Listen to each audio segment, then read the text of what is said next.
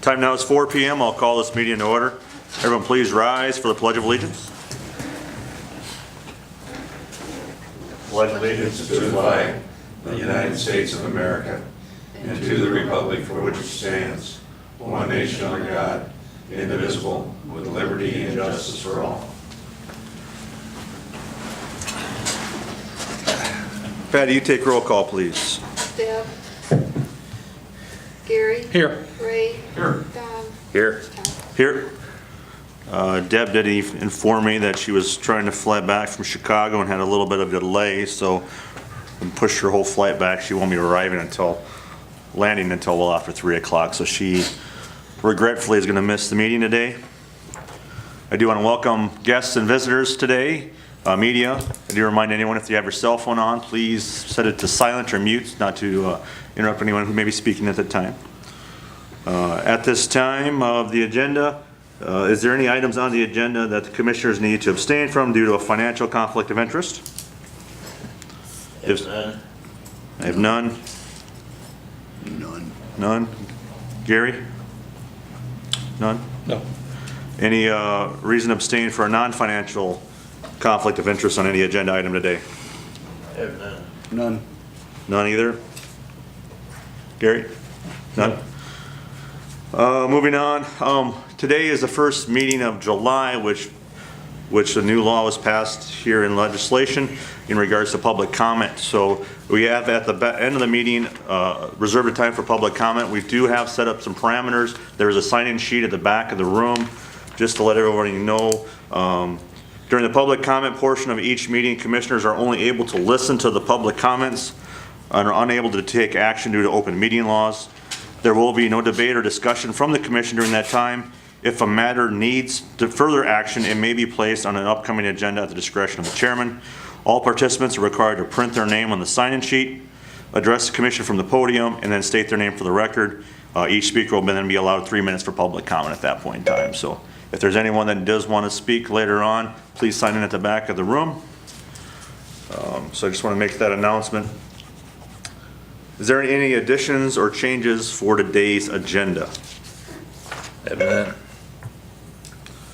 None. If there are any additions or changes, I'd entertain a motion to approve the agenda.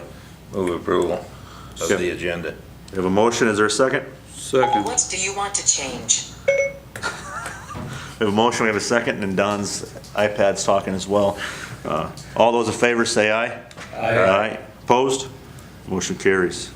First item on the agenda is to approve the minutes from June 19th.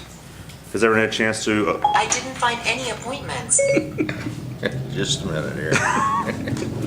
I'm not sure I understand. Neither do I.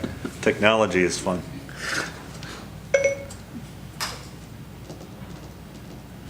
All right. Has everyone had a chance to review the June 19th meeting minutes? And is there any corrections or additions need to be made? I'll move to approve the June 19 minutes. We have a motion, is there a second? Second. Any discussion? Hearing none, all those in favor say aye. Aye. Opposed? Motion carries. First agenda item today is the claims. Has everyone had a chance to review the claims for today, and are there any questions for Patty in regards to the claims?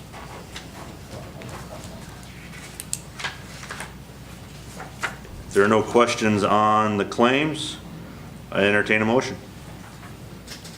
I move approval of the claims. Is there a second? Second it. Don and Ray, any discussion? Hearing none, all those in favor say aye. Aye. Opposed? Motion carries. Next up is the June payroll. Everyone had a chance to review the June payroll, and are there any questions? If there are no questions, I entertain a motion for the payroll. I'll make a motion to approve the payroll for June. Gary, is there a second? Yes. Don? Although, any discussion? All those in favor say aye. Aye. Aye. Opposed? Motion carries. Next on the agenda is transfer from general fund to tower fund. Patty, you want to just touch on this briefly? Is this from the auditor or is this from the treasurer? Well, it was receipted into the treasurer's office and was receipted into the wrong account. It should have been receipted into the tower fund, and it was receipted into the general fund. Just kind of a clerical error, we're just correcting the clerical error? It's not the county's money, Okay. so it's a transfer account. Any questions in regards to the transfer from the general fund to the tower fund? Hearing none, I'd entertain a motion. Move approval of the transfer. Is there a second? I'll second that. Is there any discussion? Hearing none, all those in favor say aye. Aye. Opposed? Motion carries. Next item on the agenda is the transfer of the ambulance department's 2005 Chevy pickup to building and ground supervisor. This is to, just Just for inventory purposes. yeah, it's essentially another accounting aspect, isn't it, Patty? Any questions in regards to the transfer? Yeah, in related to the building and grounds supervisor, I think I've never seen this facility look as good as it is. Yeah, he's doing a very good job. Doing a great job. Good hire. Any other discussion on the transfer? If there are none, I'd entertain a motion. I move to approve the transfer of from the ambulance department of 2005 Chevy pickup to the building ground supervisor. We have a motion. Is there a second? Second. Gary, any further discussion? Hearing none, all those in favor say aye. Aye. Opposed? Motion carries. Next on the agenda is a plat approval for Winsand. Looks like to me it's the property out at the Napa Junction Industrial Rail Park, Lot 5 of Lot 1, 12.28 acres. Is that right, Patty? Yes. Any discussion on the plat approval for Winsand? I believe that's for the proposed bean, soybean, or ethanol extrusion, Is that the protein pelleting protein plant? pellet plant. Where, is that gonna lay adjacent to the rail? No, I think it's in the northwest corner of the rail, Okay. of the property, is what I understand, right? Looking at the plat, it's, Just quickly, use some, so answering your question, Ray, it will have access to the rail. It has a little bit of property on the rail oval, and that they will do some siding tracks then off of that to go up into the plant itself.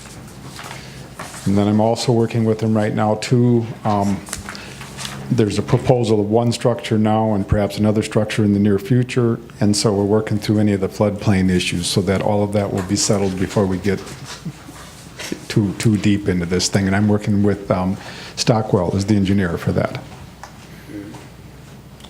It meets the minimum requirements, meets the width, and it meets the access. It has sufficient access from the Dakota Plains corn dump, and then also the rail access. any other questions in regards to this plat?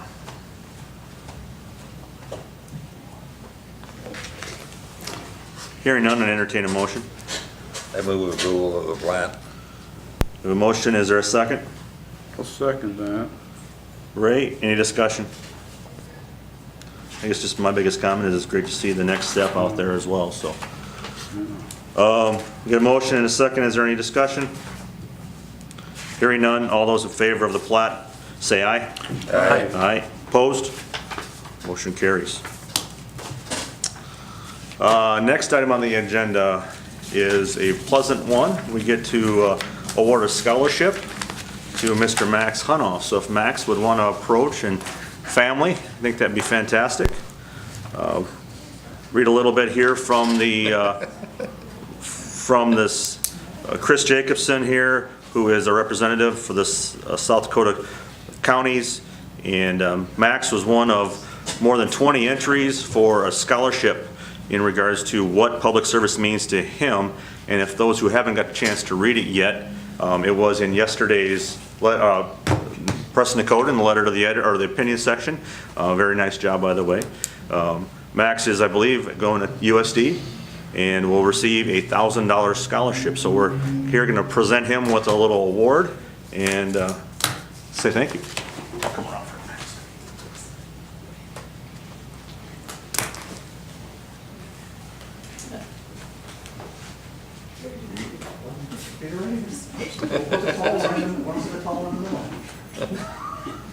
There you are, Max.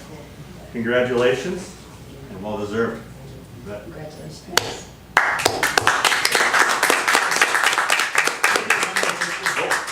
Hold the tree, they go one more closer. Proud Papa. Give my good side.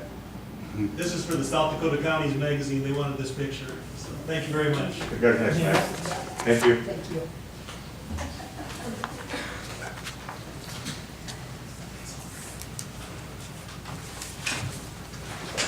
Thank you, Patty.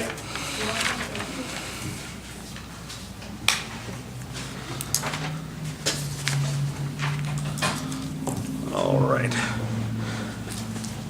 Next item on the agenda, Brian Gusted. We lost him. You just here a second ago. Yeah, he went in there. Thank you, Hunnell family. Appreciate it. Ray, you want to see if Brian's in the auditor's office?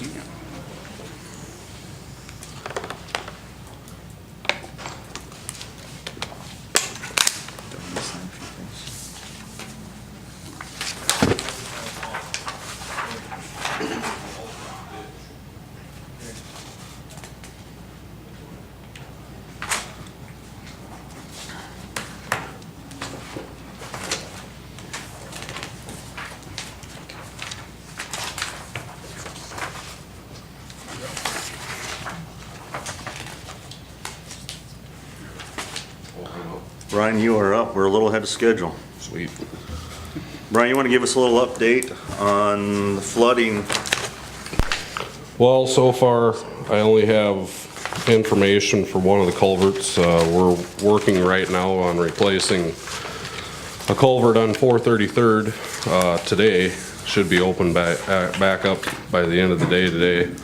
But the first culvert we went after was just north of Mission Hill on 446th Avenue between 308th and 307th.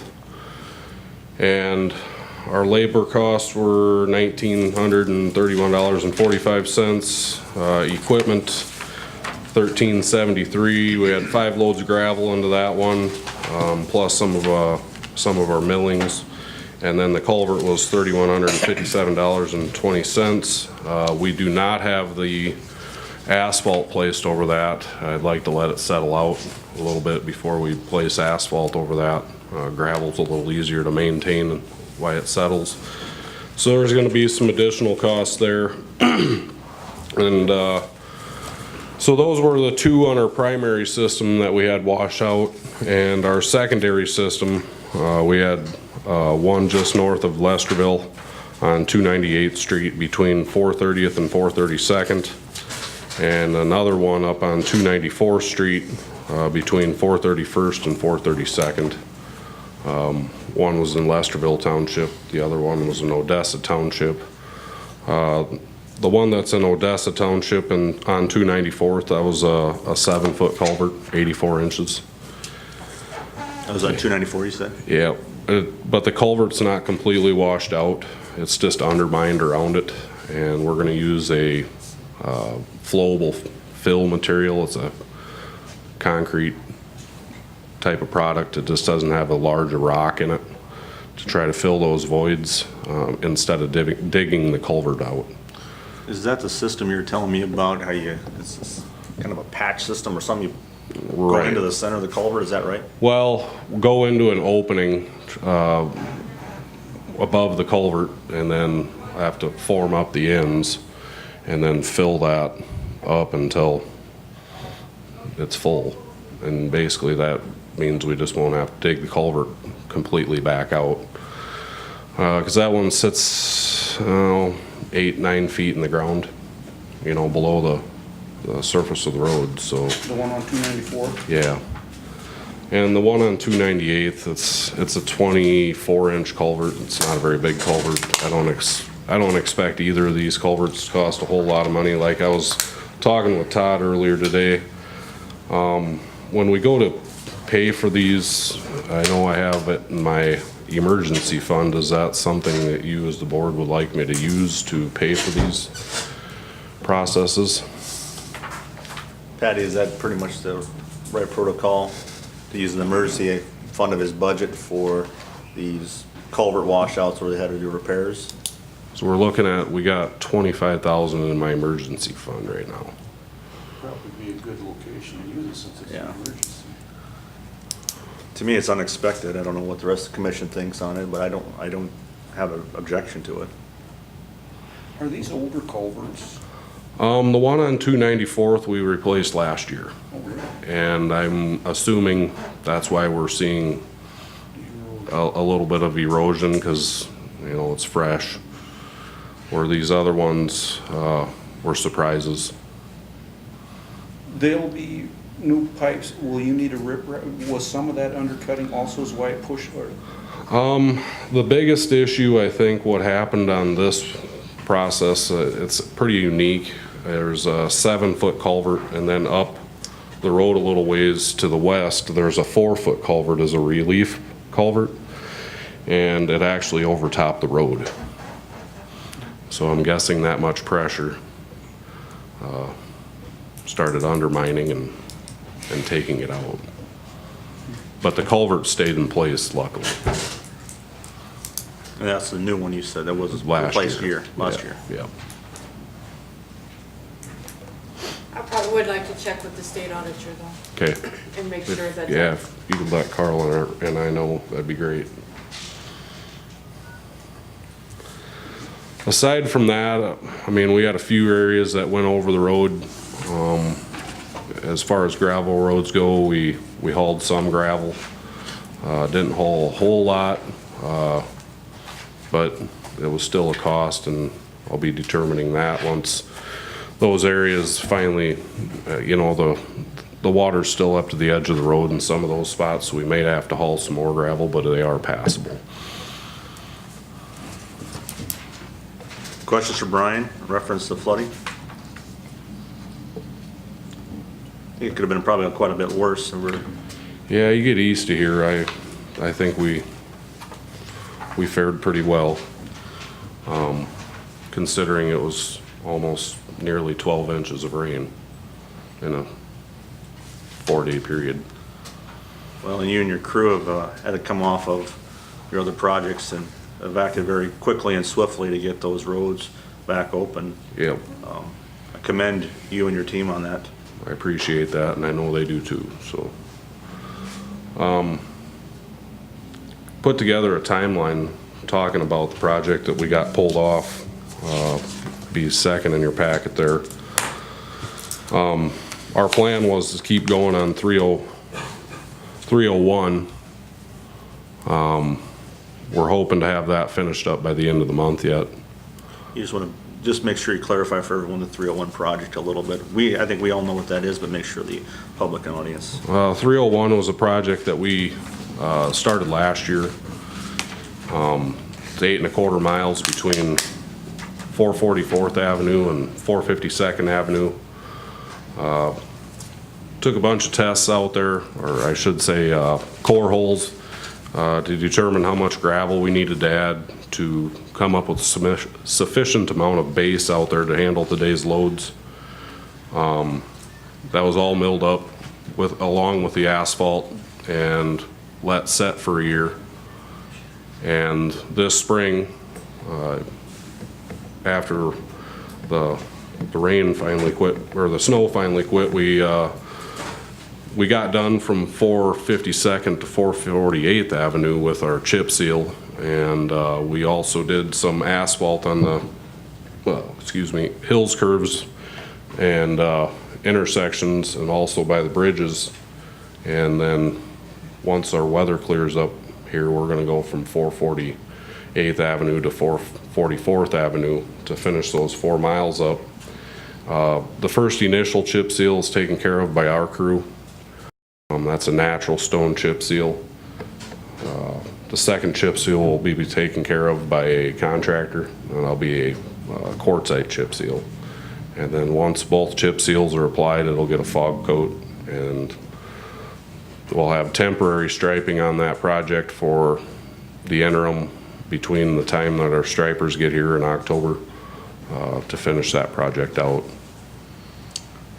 So essentially, we're gonna finish up the first chip seal and lay in the asphalt, and then we're gonna have the contractor come in and do the final chip seal. Yep. And fog seal. Right. And ideally, that'll be done, again, we've said this probably for about 3 or 4 meetings. Yep. Weather permitting. July 31st is our goal deadline. We're talking with the contractor. He is lined up to come in here in mid-July yet, so. Is it living up to your expectations? You know, I was coached pretty heavily on this by South Dakota LTAP, and getting the comments back from their field reps.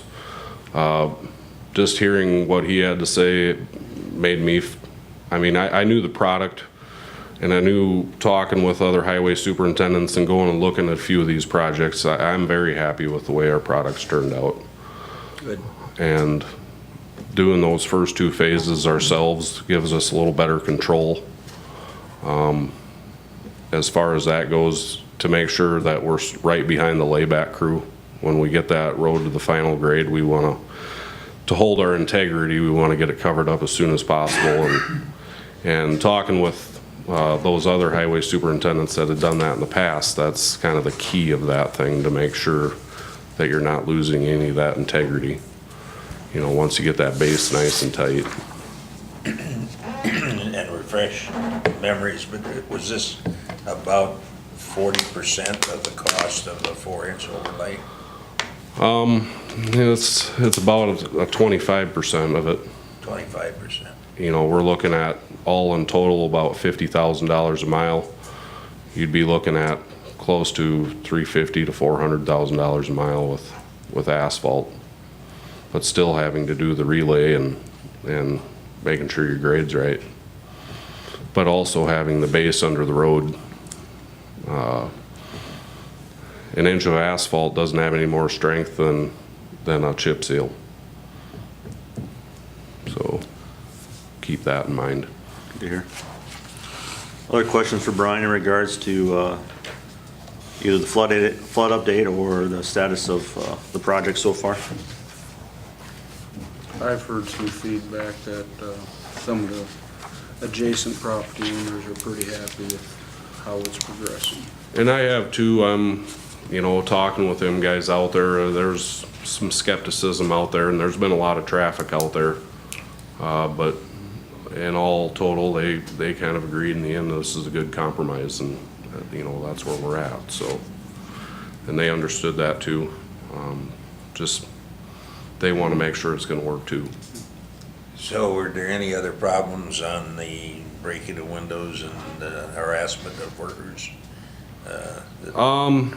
On the 303rd project, you mean? Yeah. No, after that happened, they were pretty much getting down to their last day, so I guess I didn't hear anything else from them.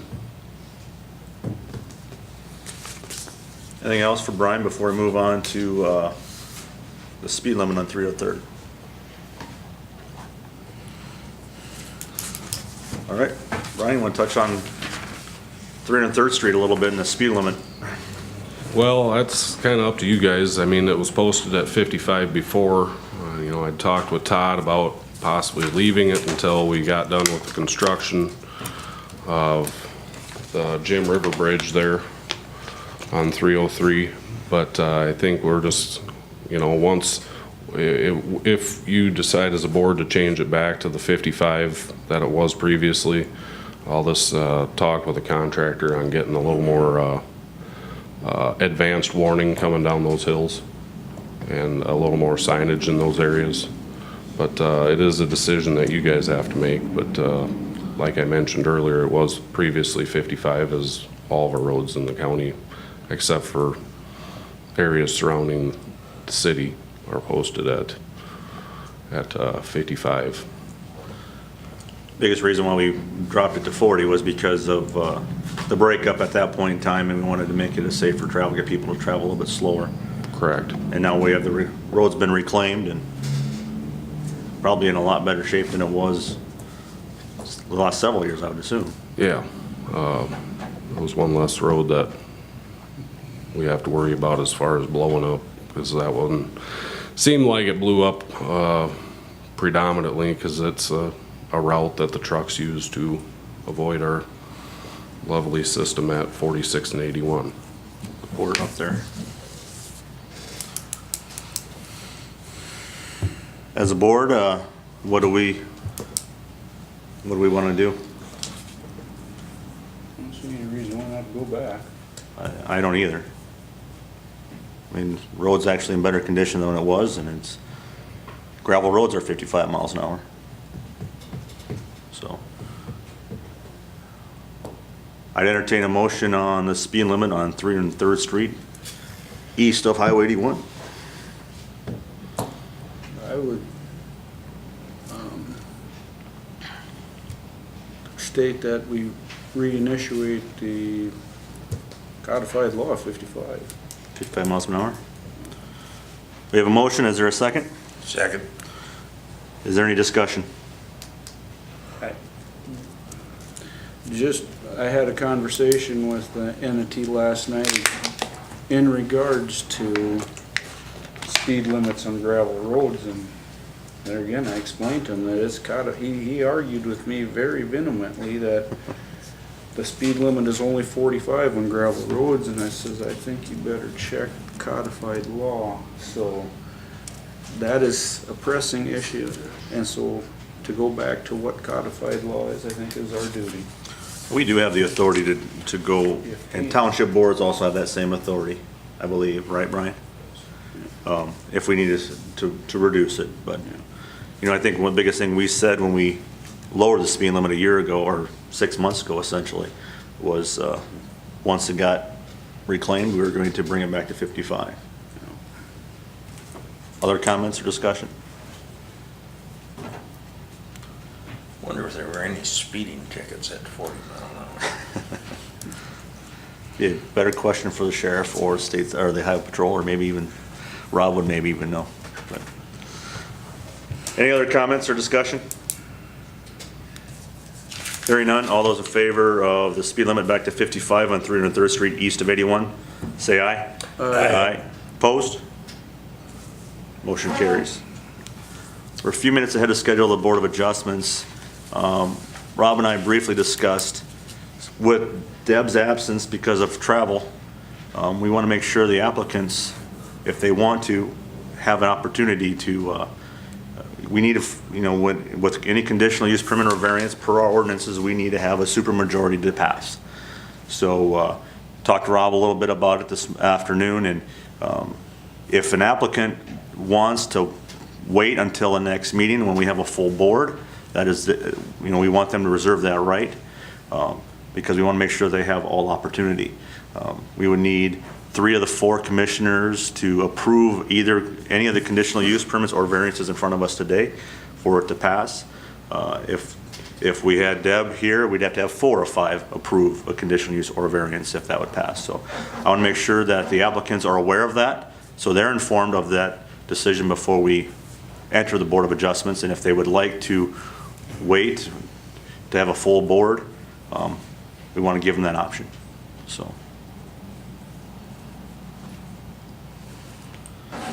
I do have 4:30 on my watch. I'd entertain a motion to go into Board of Adjustments. So moved. Right? Is there a second? Second. Don? All those in favor say aye. Aye. Aye. Opposed? We are in Board of Adjustments. Pat? Okay. I guess I would ask each applicant before you even start your presentation if they're comfortable moving forward. I don't see Lakeside. He's right there. There he is. Okay. Are you comfortable moving forward? Okay. Okay. So Mr. Lindquist is present, so he's comfortable moving forward. This is for conditional use permit for an amusement activity park in a lakeside commercial district. and it was recommended for approval by the Planning Commission based on findings of fact of June 12th.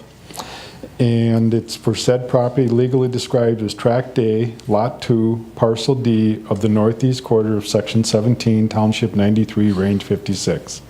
Hereinafter referred to as Utica South Township, County of Yankton, State of South Dakota.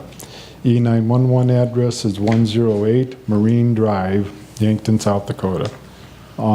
8 members present voted yea, 1 member present voted nay, so the motion carried.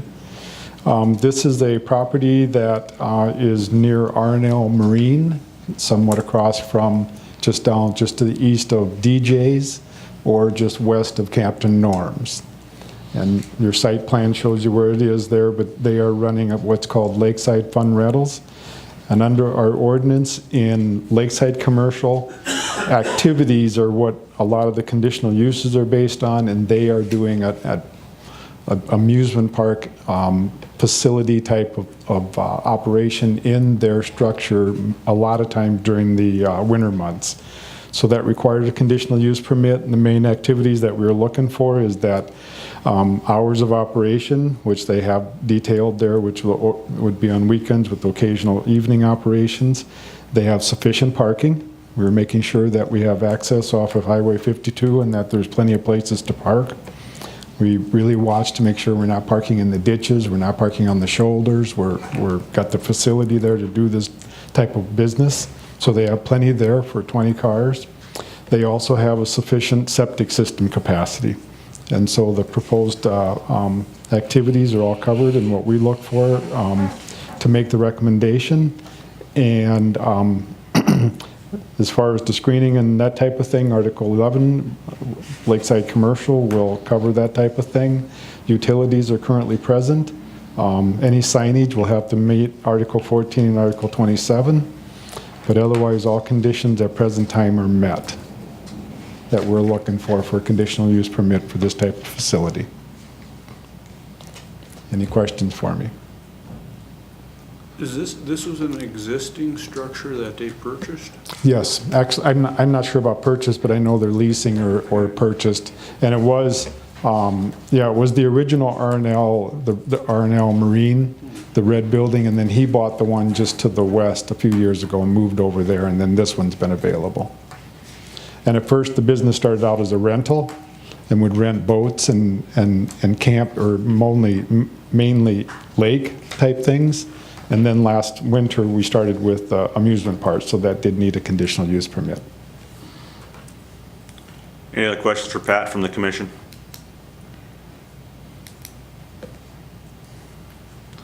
Thank you, Pat. At this time, if the applicant would like to speak and talk about his conditional use permit, we will let him or her have the mic before we would open up to public comment. Sorry, I'm dressed this way. You look comfortable. Yeah, we do kids' birthday parties. 9 to 11, noon to 2, 3 to 5, 6 to 8. We stagger them an hour so people can come in, get set up, gives the people time to get out and the other people to get in. Since we have inflatables, we use inflatables. Moms really like it because they don't have to clean their house twice. It worked out. Very well received. We're not going to sell any food, no beer, no booze. Can you state Everybody your name? just brings everything in. Are you Scott? Are you Scott? Yeah. Will you state your name just for the record so Patty can document that? Scott, A. Lindquist, Thanks, Lindquist. You kind of really went from a kind of a lighter operation and really has seen some It good went from a success hobby out. to, I got 4 boats and 4 jet skis in the water right now. Fantastic. So yeah, we've been very fortunate. Any other questions or any other comments, Scott, would you No, have for the commission? Unless you guys have some questions. Any questions for from me. the commission of Scott? So there will be no kitchen in there?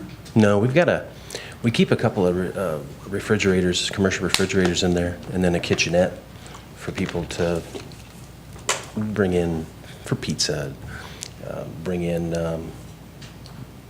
roasters and things like that. Yeah. But yeah, no kitchen. Any other questions for no Ms. Smith? stove, no No you know, snow. stuff like that, no. Any other question for Mr. Lindquist from the commission?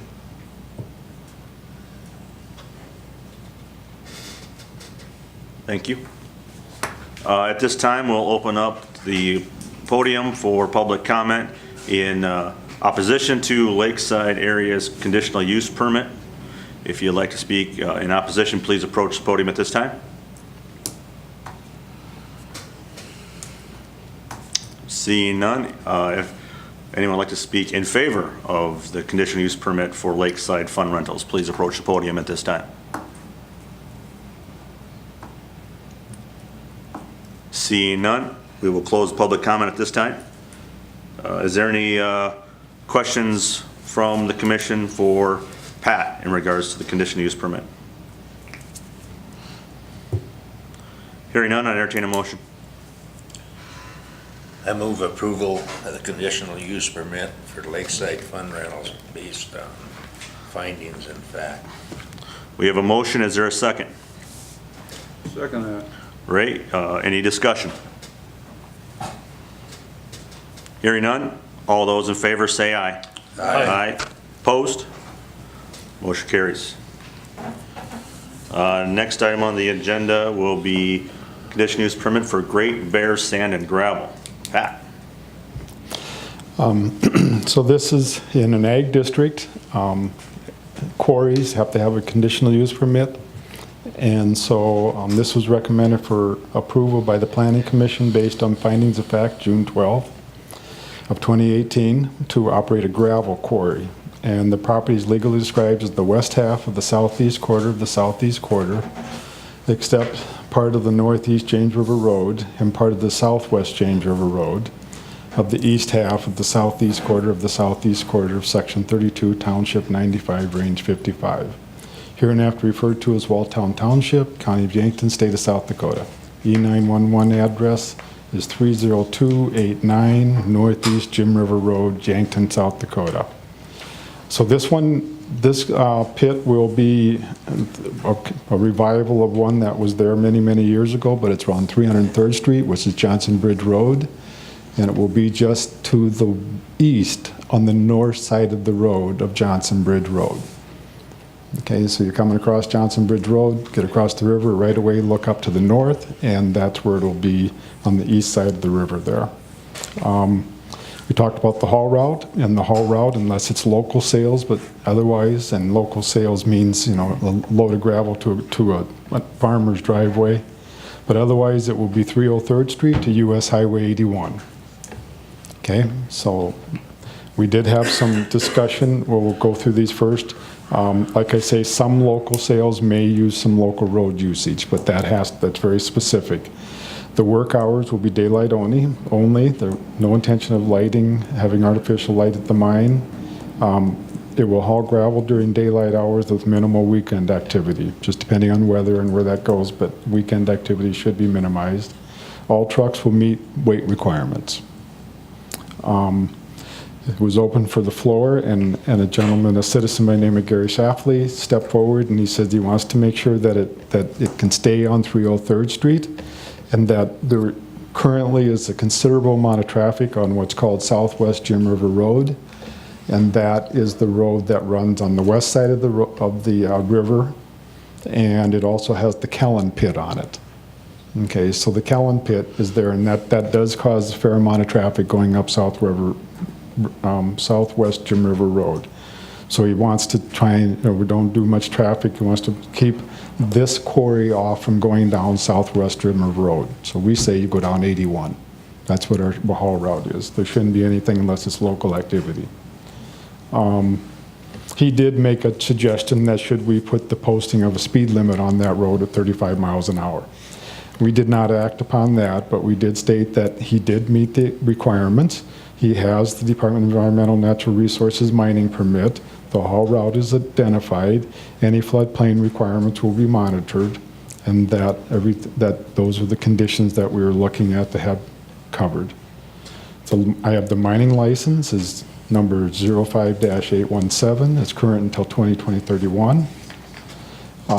It's only conducting business at this mine There's not bringing in materials nor transporting. It's going to be just this mine's activity, no off-site storage. And like we say, we will watch any future activity. If it continues to move towards the river, we'll watch it in terms of the floodplain regulations.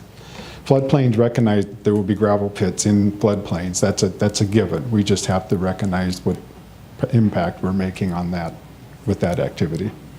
But currently, everything's in place. So any questions for me? Okay, the haul route is 303rd to 81. So this traffic will be across Johnson Bridge. Yes. Is that bridge maximum 80,000? I've got the applicant here, but is it 80? Because I know the old 50 is, but is Johnson Bridge is out at 82? It's out at 80. Okay, 40 ton? Okay, And that's posted that way? okay, Yes, the bridge. okay. And it's the same issue down at the old Highway 50 bridge too. Yeah, over the Jim Yeah, River over yeah. there. I think all Because of we're our- currently hauling out of that pit, and that has to go over that road. But it's going east there. See, that's what I'm getting at. No, it's not going east. It better not be going east. No, there's a new haul route of last week. It's It going better west not now. be. If it is, you tell me, and we'll shut it down right now, if that's what I need to do, okay? Because we talked about it at length again this morning. It cannot be going east. It's going over that bridge. All right, we'll talk about it. We'll talk about it, I because, had a call in regards to that Yep. this afternoon right before the meeting, and the concern was the hauling, and they said they were hauling east to East Side Drive and south is what the caller told me today. He was Okay. concerned about the weight on the bridge too, and I said they have to comply with the load limits on that bridge, so. it has to, and we aren't letting it go down 448th. It's too soft. And that was clear from the get-go, so we will start over again. That's what we have to do. That's fine. The haul route on that thing is just like this haul route. It's in paper. Any questions for Pat back to the conditional use permit for Great Bear Sand and Gravel?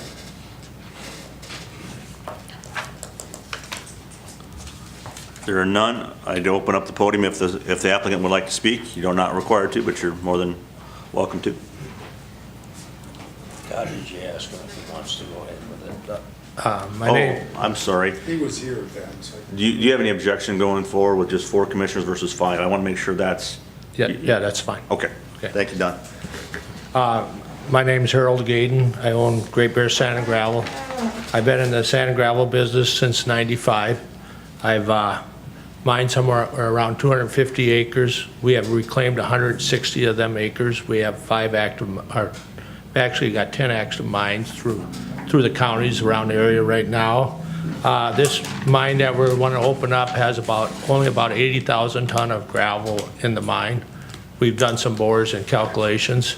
We're trying to find a job in our area right here that we can sell the gravel on.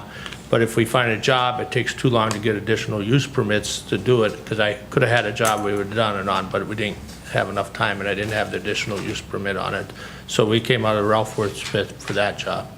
So we don't feel the mine will stay open for a long time. We're hoping in the next 5 years to have it cleaned up and taken care of. So. Questions for Mr. Gaden from the commission?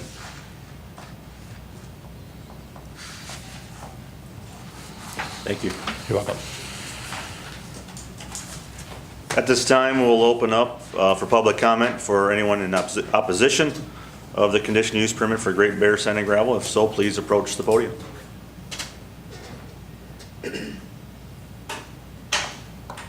Seeing none, anyone want to speak in favor of the conditional use permit for Great Bear Sand and Gravel, please approach the podium. Seeing none, we'll close public comment at this time. Any questions or comments from the commissioners for this application for conditional use permit? If there are none, I'd entertain a motion. I move approval of the conditional use permit for Great Bear Sand and Gravel, Based on findings of fact. based on findings of fact. We have a motion on the table. Is there a second? I'll second it. Gary? Any discussion? Hearing none, all those in favor say aye. Aye. Opposed? Motion carries. Next item on the agenda is a variance for all right, Marietta, how do I say your husband's name? Delos. Delos? Sorry, Marietta. Are you, Delos Warner. okay. Are you willing to move forward with 4 commissioners rather than 5? So You're here? just make sure you understand, per zoning ordinances, any variance or conditional use permit needs a supermajority to pass. One of our commissioners was unable to make it due to travel restrictions, so we have only 4 of our 5. If you were letting the applicants the option to wait until the next meeting when we have a full board, because if it doesn't have here, if 3 of the 4 commissioners wouldn't pass it, it would fail. So I just want to make sure you know, you're understanding that, so. Are you willing to move forward? Okay. Pat, you have the floor. So for the Warner variance, this is a variance for minimum yard requirement on a side yard, and it was recommended for approval by the Planning Commission based on findings of fact dated June 12th. And the side yard from 75 feet to 52 feet to build an accessory structure in an agricultural district in Yankton County. Said property is legally described as the east half of the northwest quarter of Section 29, Township 94, Range 55. Hereinafter referred to as Mission Hill North Township, County of Yankton, State of South Dakota. E911 address is 44147 307th Street, Yankton, South Dakota. Planning Commission reviewed the application. Jacob Warner stated that the request is to build an accessory structure which is 50 foot by 28 foot to store hay. And what we went through on the process is that the structure is located, as you can see from your site plan, several agriculture structures are already in that area of the farmstead. It is buffered by evergreen trees, and it makes an appropriate site because it seems to fit in with the active agricultural activity that's going on in that area right now. It's obviously feeding cattle, and so by the hay shed proposal site makes sense in the circuit of how they do their business. And we want to make clear this is an active farm operation. And so many of the things that you see in their site plan were pre-zoning times. The shelter belt was planted prior to that. The original buildings, a lot of the buildings put in there were prior to that. And so the structure does fit into the plan or the scheme of how that farmstead is set up. So with that stated and that those findings being in there as reasonable findings, the variance for minimum yard requirement was recommended for approval. Questions for Pat? Okay, Pat, I can't find it right now, but when I was reading through these findings and facts, it did state in here that variances of this type have been rejected in the past, but this one was approved. And I was just curious as to why a variance of this nature would be rejected. Very likely, and I can't recall exact, but there have been some. What they have been rejected on is excessive request. In other words, let's say a 30-foot front yard is now reduced down to a 10-foot or a 5-foot. They've been extremely excessive request and saying we're supposed to have a 30-foot setback, but now we have a 5-foot setback. So the request was extreme. The other one that also appeared on there is that the findings were more resulted, or the reasoning that was going on was more the result of the applicant in not wanting to necessarily flow with, how would one say, it's a brand new site location, a new house, a new accessory structure, it's a clean slate, and we're still coming in saying we don't have any topography or anything, we just want to push this house against this back lot line. Those have been rejected at times because it's entirely up to the applicant. There was plenty of room. Otherwise, most of them have been accepted because we have had findings in which it was pre-zoning, it was septic systems, it was the flow of the operation, or topography, or floodplains. So in regards to this being an ag district, and when you look at the site, there, to stay in accordance with existing buildings and design of the farm, they are pushing back against the property line, and this is something that we will see coming forth in ag districts. That's why I'm bringing this point forward. The biggest thing you have to understand on, for instance, on this one too, or let's put it, when we offer variances, variances are offered on what? Hardships. And hardships should be relegated or understood in how the process or how the current existing standards are. How is that existing operation right now, or that existing lot, or that existing piece of property we're working with. If it's a clean slate, there's nothing on it, it's a brand new lot sitting in a brand new development, is a much different circumstance than by what the applicant is causing than one such as the Warner application in front of us, in which this is an existing already operation, in which to say that we want you to live with the extra 25 feet to push the building out there pushes that building into their driveway that they currently are utilizing, which they have utilized for many years. That's a hardship, I think, that variances are made for. Why would we push that building into your driveway because you got to have that 75 foot? That's a good variance. If the driveway or nothing was there and we still don't want to do the 75 feet, that's caused by the applicant. But this is not. This is something, the applicant went about doing all of this before any ordinances were in place.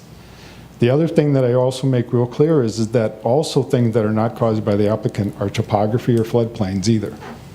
And so those things can be, are good hardships. Those are real hardships that are not caused by the applicant, in which a variance is made for what?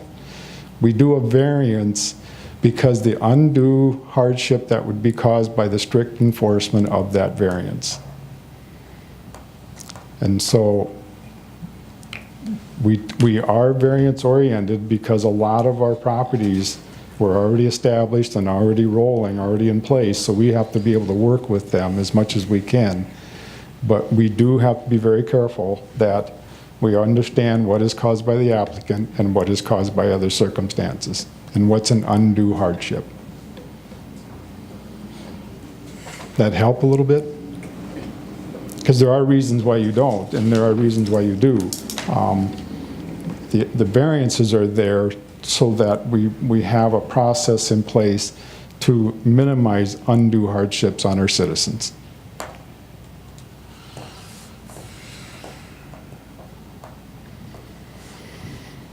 Does that answer your questions, Rick? Mm-hmm. Any other questions for Pat in regards to the variance?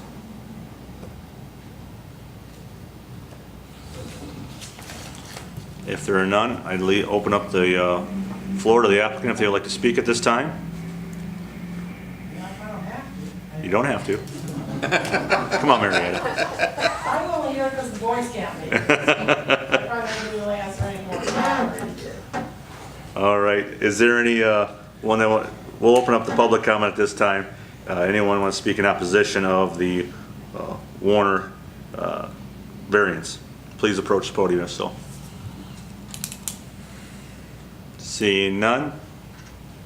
Anyone want to speak in favor of this variance? Please approach. Seeing none, we'll close public comment at this time. Any comments from the commission or questions from the commission in regards to the variance?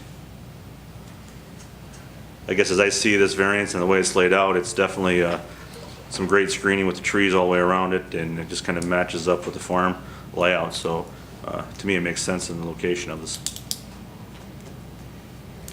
I would, at some point in time, like to continue discussion in regards to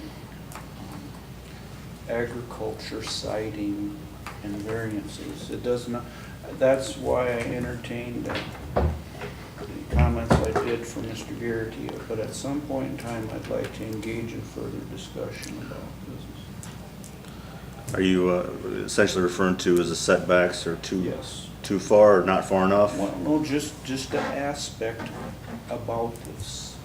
That'd be something that definitely could be approached. Essentially, we'd probably be at the planning and zoning commission level first. Am I right, Pat, on that? Well, kind of, let's see what, I think the discussion, maybe just give it 10, 15 minutes talking about the findings and how the findings work, I think is what you're leading also more so than not specifically yard setbacks, but what is an undue hardship? I would like that. You know, I think he's, As an agenda item, I'd like to further this discussion. Okay. there's several points in there that we could discuss and have a more of a general discussion about number 2 or number 3, not in a specific, but the general discussion of it, and I'd be glad to have that. Make sure we note that and make sure you remind me at the end of the meeting. Yep.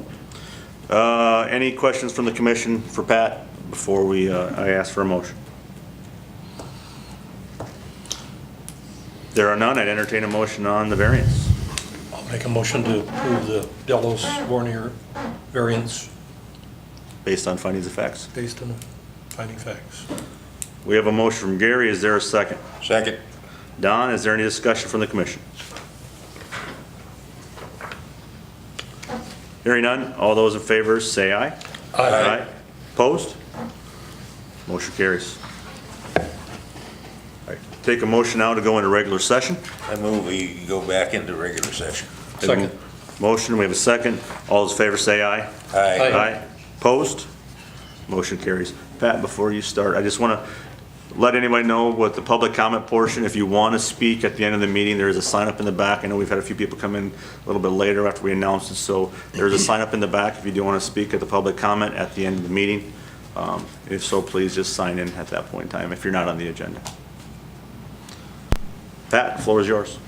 Okay, so this is the resolution recommending the amendment of Article 27, the Yankton County Overlay Districts, and this would be the South Dakota Highway 52 Corridor Overlay District, Section 2709E, signs of the Yankton County Zoning Ordinance Number 16. This is the first reading for this. This is a 2-reading process, and then since it's an amendment, so it's 2 readings.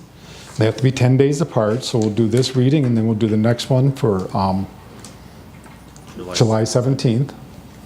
And then then at that point, if it's approved, then it has a 20-day waiting period, and then it's official. And then we publish it after that approval, 20 days waiting, and then it becomes effective. So from what I'm seeing right now, it will become effective August 17th, if everything moves, if all approval processes fall in place. So what we're approving here is a rewrite of Section E, which is the signs. You all have them in front of you there. Again, this will be published publicly too, as we go through the process here. So what we were doing is that in the original Highway 52 ordinance there, we have some discussion about signs. We engaged several citizens from that area, some sign people and sign businesses, and county commissioners, and we had 4 meetings. And so we met once a month for 4 times, and we went through the ordinance, and the biggest issues that we found is that sign size out in the county needs to be larger because our traffic speed is greater. So it's harder to read a 2 or a 10 font out there on Highway 52 than it is on Broadway, because you're going much faster. So when we did our ordinance 2 years ago, we had 10-foot signs, and now we're going to go to 15-foot. So we're changing, what we did was we end up changing a lot of the sizes. We went from 60 square feet to 120 square feet for electronic signs. We also talked about multi-tenant business signs, and that what we set a limit on that would be a multi-tenant business sign shall not exceed 2 square feet per 1 linear foot of street frontage with a maximum of 400 square feet on each side. So what's a multi-tenant? Well, for instance, we have one business out there right now that's looking to do anywhere from 4 to 6 entities within the business itself. So then they would have a multi-tenant like you see in front of some of our malls and that type of thing. So there'd be several people advertising on that one sign. So we got that piece in, that wasn't in there. Then we also talked about signs that will be attached to the building itself. And then that we said that that won't exceed 2 square feet for 1 linear foot of street frontage with a maximum of 200 square feet of signage for each structure. So those would be signs that are on the structures themselves. Number 4 and number 5 we kept the same. And then one of the other things that we see out there that was discussed is what we call banner signs.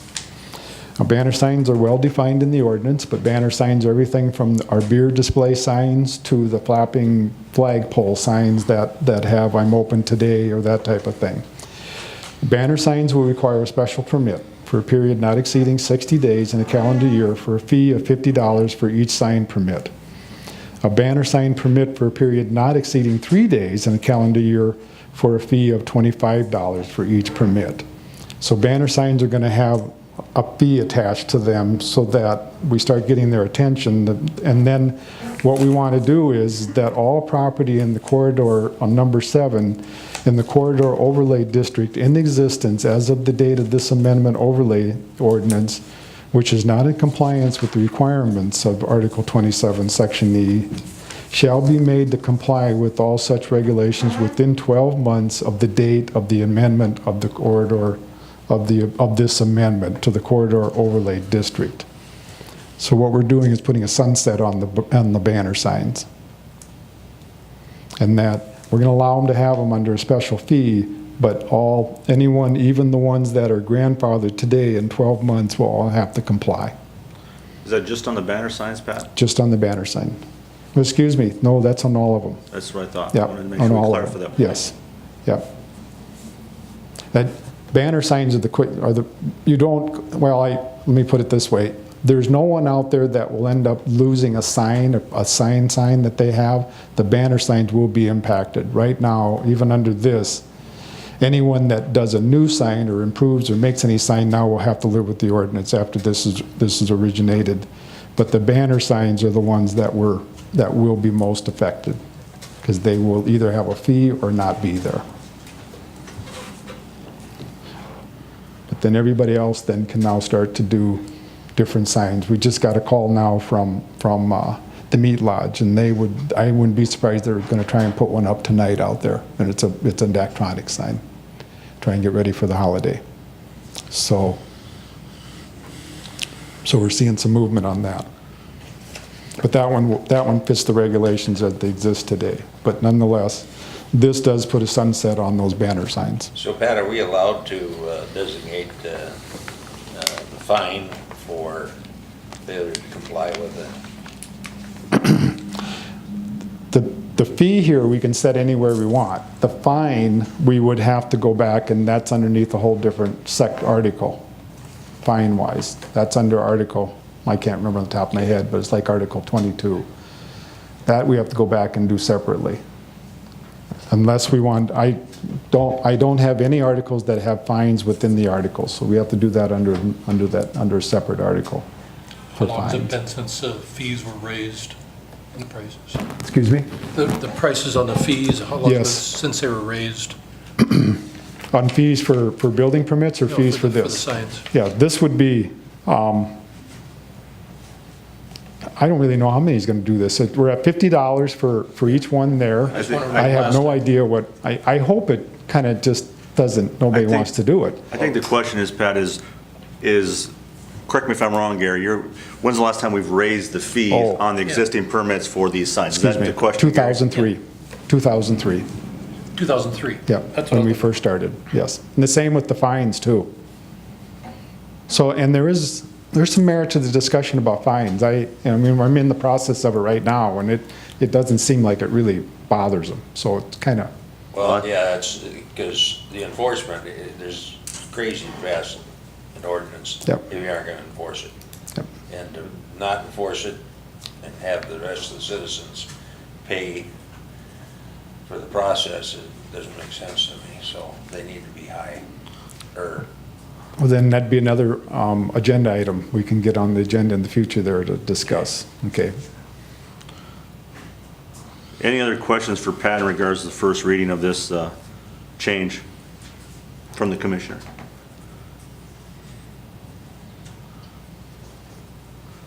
We'll need public comment, correct, Pat? Yes. Yeah. So if anyone would like to speak in favor or against, or just to speak in regards to the sign ordinance essentially along Highway 52, please approach and state your name.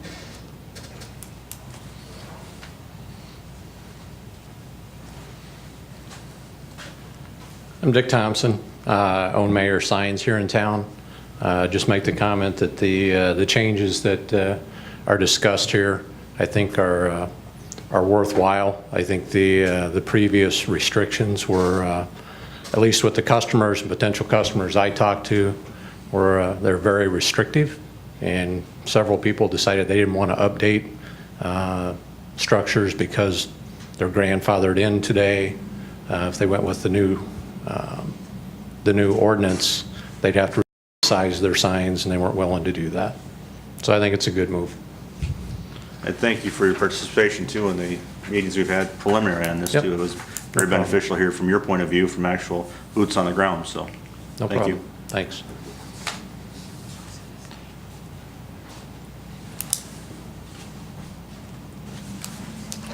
Any other comments in regards to the first reading?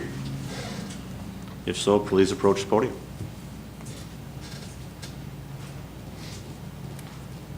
Hearing and seeing none, we'll end public comment at this time. Pat, anything else to add in regards to this reading? No, there's not. What we'll do is they get a motion in a second, and then I can do voice vote for this one. We should do roll call for the amendment, first reading for these guys, so.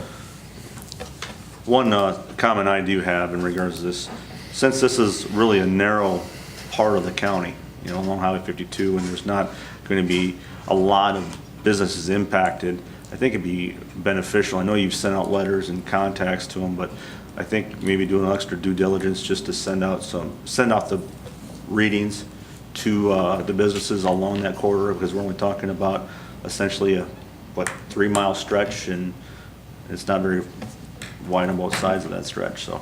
Okay. Will do. Any other comment at this time? Hearing none, I entertain a motion for the first reading of the resolution. I move to approve the first reading of the State Highway 52 Corridor Overlay District e-signs. We have a motion. Is there a second? second.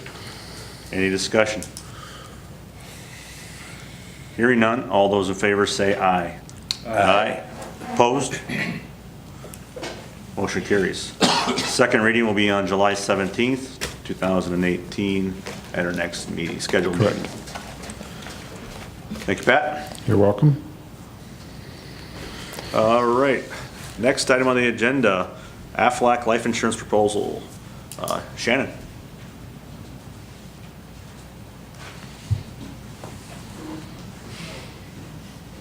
Good afternoon, ladies and gentlemen.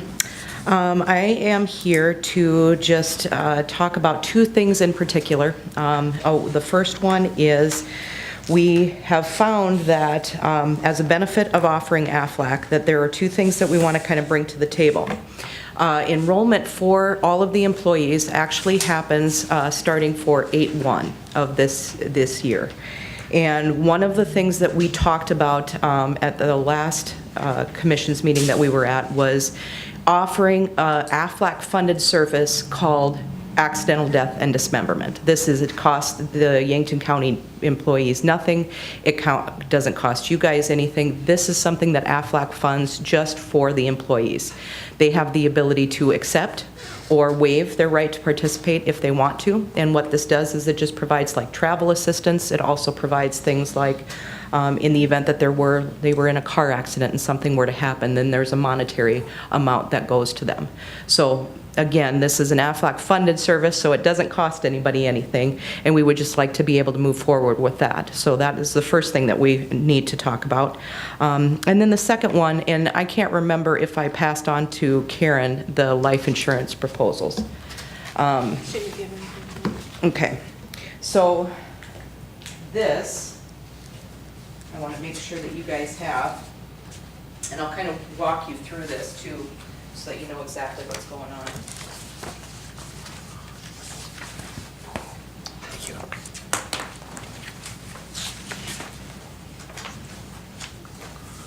Shannon will do one too for Deb, even Yes. though she's not here. I have one. Thank you. Okay, so one of the other things that is a benefit with Aflac is we partner with lots of different people to be able to provide a cost-effective solution for something like Yankton County. And one of them is we are finding our public sector accounts really are drawn towards offering life insurance, and then retirement is basically the two things. Now with Aflac, what we're able to do is we're able to provide, potentially, upon your approval, a group term life. And so in front of you is the proposal, and I'm going to take you on to page 5 of the proposal documents. There are two plans that we are offering to you guys to decide.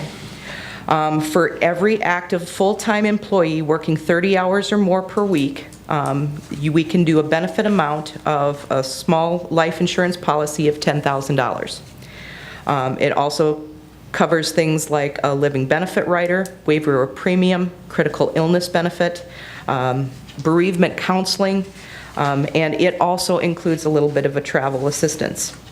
If you look to the bottom on page 5, you will see that what we did is the proposal is going off of the number of employees that we have versus how much it would be for you guys as a monthly premium if Yankton County decided to offer a $10,000 life insurance for their employees.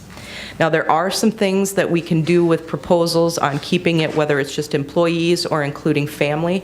I will tell you at this point in time, I would encourage you to just keep it employee-based for right now, just so for the ease of administration for those in your HR department.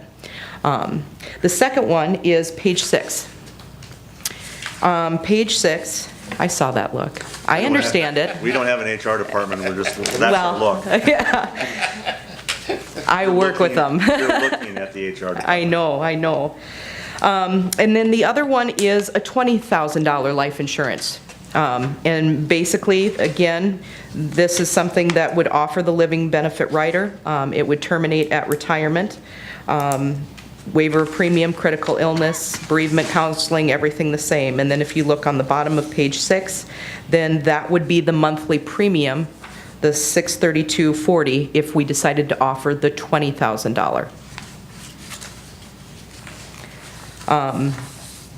This is something that we understand, because it took us a little bit of time to be able to get this proposal out for you guys. This is something that we would not be able to have done by 8/1. So we were looking at keeping this proposal on the board and then being able to offer it as of January 1st. So any of the new hires that came on, we could be able to do an enrollment to be able to offer them just a little bit of life insurance.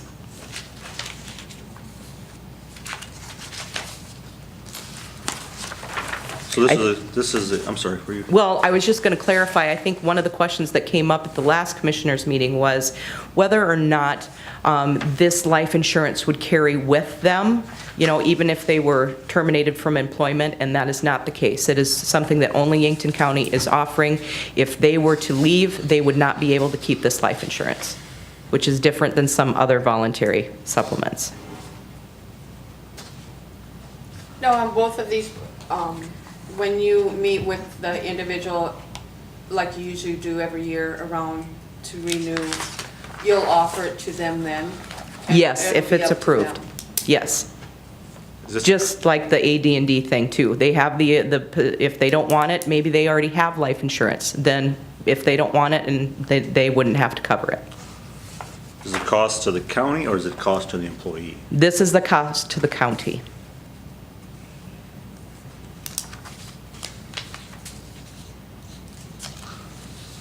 Other questions? Just the life insurance. Just the life insurance. The AD&D doesn't cost you anything.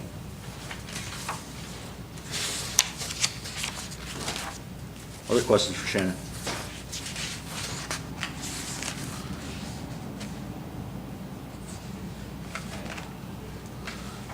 It's just a term policy that lasts as long as the individual is employed by Yankton County for $10,000 or $20,000, correct? Yes.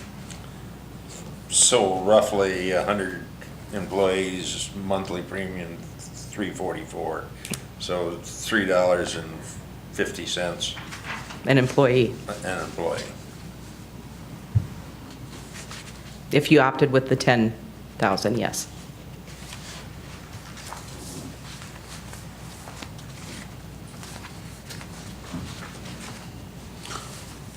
Other questions? If there's no question, I mean, the life insurance aspect is something we would have to consider with the budgeting process, which we have a budget meeting next week on the 11th, which is Wednesday, because you said this would go into effect on the 1st of 2019? That is correct. Okay. Would you like me to be present for that? What's that? Would you like me to be present for that? I don't foresee a reason. You presented here, this is a very informative proposal. Okay. Gives us the time to review it and have some discussion on it as a commission. I don't see any reason why you would have to be here at that meeting. In regards to the life insurance, any questions? I do want to talk about the accidental death as well. Yeah, As a we just separate need a item. yes or no to go forward for the enrollment on that. So on the life insurance, that was in front of us in this packet, is there any questions for Shannon at this time? Okay. Now going on to the accidental death. So that's no cost to the employee, no cost to the county. Nope, it's AFLAC funded. So why would we not want to do it as a commission is my question. That's kind of my thought, but we have to bring it up to you guys. I'm in favor. I don't know, any objection from the commission? Doesn't cost us any money. It's an added benefit, doesn't cost us, doesn't cost the employee, it makes perfect sense. Do we need a motion on this, Patty, or just an approval? Just an approval. Okay, You have your approval. thank you. And then do you want me to then come back at a different point in time to talk a little bit more about the life? Work that out with Patty? Yeah, well, I guess we'll have more, we'll know more after the budget meeting Okay. coming up, so. Okay. One question. Yes. Do all 93 of them have to sign up? If they don't want to, they do not have to. Okay. Sometimes maybe a spouse already has them covered under a life insurance policy. What this really does, though, is it helps kind of fill in those gaps because there are a lot of people out there who do not take the time to afford life insurance and, you know, don't have anything. And I've taken a lot of calls on that for people that just need to have a little something. And that's a great perk for you guys to be able to offer them. I do have a question. Is this guaranteed insured, so they don't have to Yes. go through a health screening? Yep, guaranteed issued. And kind of feeding off Don's question, so say we have 93 employees, but only 50 of them want to be insured, does that change the rate?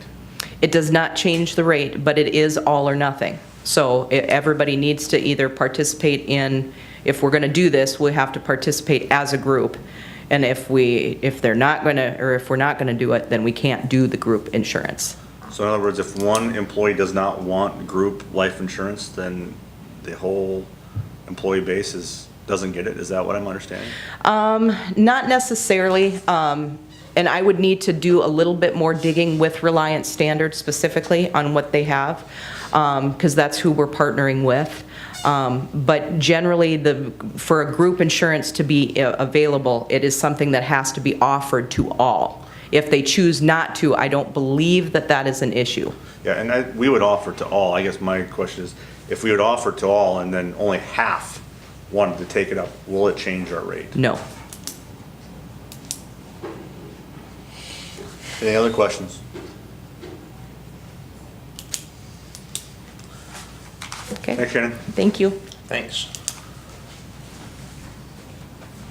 All right. Next item on the agenda is Crystal from Yankton County Historical Society in regards to a transportation alternative grant.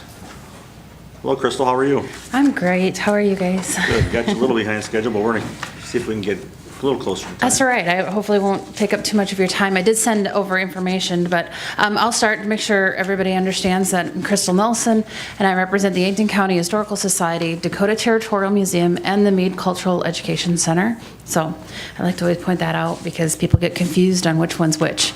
They're all under the same umbrella of Yankton County Historical Society. And we had found out through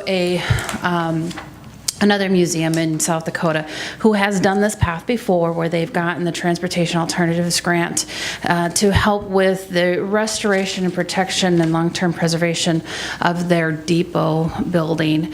And this is something that we would like to pursue. So I did send along a little packet of information just to explain what would be required of us and of the commission, because this is a partnership thing. It's not I expect you guys to do it on our behalf. This is more us doing it in partnership with you guys and with your support. And so if there's, I guess I could just ask questions unless you want me to go through it piece by piece. I tried to have all of it with me. One point I do want to make is that I did ask, and it sounds like you guys are doing a highway grant as well through Department of Transportation. So I called up to their office and they said that it is completely different funding, different reviews, different criteria. One will not affect the other, because I wanted to make sure that if we submitted both, that they have to choose one or the other. So that wouldn't be the case. So, questions? You want me to go through it? What do you got? Questions for Crystal? I mean, I've read the packet. I don't know if, I do have a couple questions, but I'll reserve that for the other commissioners first. Maybe they'll ask the same one. Any questions at all? Essentially, this is just a pass-through, am I right, Crystal? What's that? The county actually essentially acts as a pass-through. In other words, Right. The Historical Society applies for the grant to the DOT. The DOT, if they would award it, they pass it through to us, and we turn around and pass it off to the Historical Society. As I read this proposal, it's not costing the county any money. Nope. The projected cost would come out of the Yankton County Historical Society's Right, the own matching. budget. Yep, the matching. Yep, because we can match in cash and in kind. And we have a number of in-kind opportunities that will definitely help there, so. And it's, I believe, it's kind of similar to our bridge improvement grants or the other ones out there. The state essentially pays for 80%. The entity pays for nearly 20%. Here it's 18 and 0.05. It's kind of an interesting percentage. It is. So. And then the only other thing would be, like currently Gary serves as a representative on our board. I think it would just be a matter, if you allow me to do the letter of intent, the next follow-up would be the on-site walkthrough. And at that point, I would want a representative, whomever you would choose, to just be part of that. And that's about it. As I read this, it looks like, the Yankton County Commission would have to be at that walkthrough. From what I read and understood, I believe they want both partners there. Yep, they would want a representative of both partners. But it didn't sound like it had to be the entire, it just a representative of both. And I think, Gary, you're the liaison for the Historical Society, so if we would agree with this, I think that'd be. Sure. Thank you. Have to coordinate with. Any questions, further questions of Crystal in regards to this grant? And I would just add that as far as right now, it's just the letter of intent giving us the okay to pursue with the letter of intent. If they invite us to do an application, there would only be one more criteria as far as the commission, which would be to just do an official resolution in support. And so that would be something we would come back to you later on with. Do we need the resolution now, or? You could. It has to be, it's just a document then Or- that's submitted in writing with the application. I guess the resolution isn't in the packet, so we can't even No. act on it, but Right. we can act on whether we support this or not. Yeah. And that needs to be just a motion, Patty? Does that have to be a motion? No, just an approval. Okay. And then I would sign that letter The as chair. resolution would have to have a motion though, Yes, but, Okay. but this doesn't. because you just need a letter of support, which you guys would type up. I don't need the letter of support now. I just need your approval to partner and work with you to put the application in, so. I think the official part comes in later when we do the actual application. I don't have any objection. Does anybody else on the commission have an objection to this? You have our approval. Thank you. Made that just too easy. Any other questions for Crystal? If you want me to be difficult, I really don't. Thank you so much. Thank you, Crystal. I appreciate it. We do have budget meetings next week on Wednesday. I plan to be here. Excellent. Thank you. All right. Next item on the agenda is public comment. And Rob, could you check to see if anybody signed in for me, please? Appreciate the help. Problem? The answer is no. Is there anybody want to have, open up the floor for public comment? And if so, you can sign in yet now. This is kind of a little bit of work in progress. State really doesn't give a lot of direction on this. So we're kind of copying off of some other, whether it's the city of Yankton or, Minnehaha County, and Sioux Falls have done 3 minutes. So if anybody wants to speak, please approach. Seeing none. We'll move on to other items for next meeting. I think we already talked a little bit, Ray, hardship zoning definitions for variances. For variance and stuff. Moving forward. So Patty, you put that on and coordinate with Pat a little bit on that. I do want to let everybody know, the first meeting in August, I'll be out of town on a family vacation, so I will not be at the August 7th meeting. We'll make sure that Deb will be running the meeting at that time, so we'll need to have enough commissioners for a quorum. Anything else for the next meeting's agenda?